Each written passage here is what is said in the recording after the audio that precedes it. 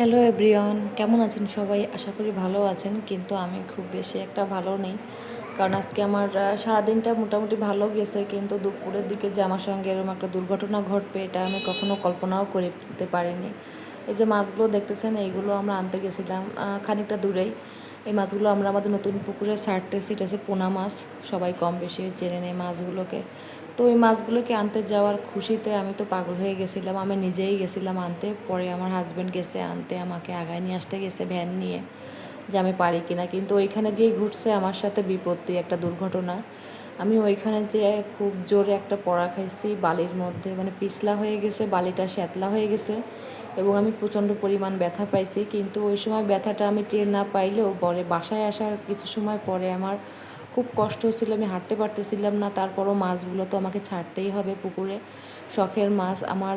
নতুন পুকুরে আমি অনেক মাছ ছাড়ছি এর আগে, রেমালের আগেও কিছুদিন আগে আমি অনেক মাছ ছাড়ছিলাম, মনোসেক্স তেলাপিয়া, কিন্তু সেগুলো দুর্ভাগ্যবশত বের হয়ে গেছে, পানিতে নদীতে চলে গেছে।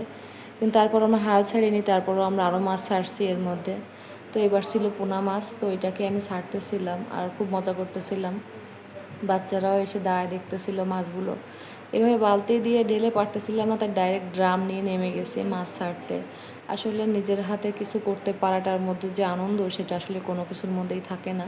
এটা আমার ছোট্ট বাড়ি, কিছুদিন আগে আমরা গাছ লাগাইছি, এই যে নতুন গাছ, আম গাছ, সপেদা গাছ। আপনারা যার যার বাড়ির আঙিনায় জায়গা আছে আপনারা অবশ্যই বৃক্ষরোপণ করবেন, গাছ লাগাবেন। যেহেতু আমার নতুন মাটি, সেহেতু আমার এখানে গাছগুলো খুব ভালো হবে।